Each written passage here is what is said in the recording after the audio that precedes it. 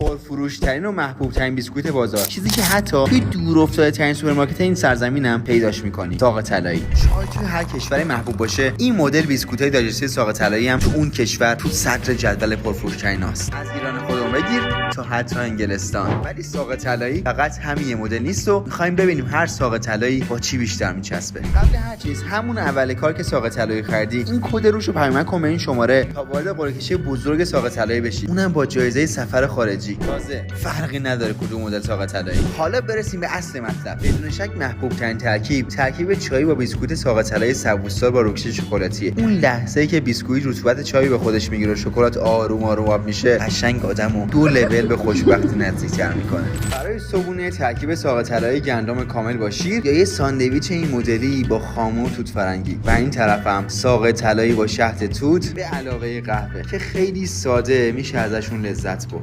حالا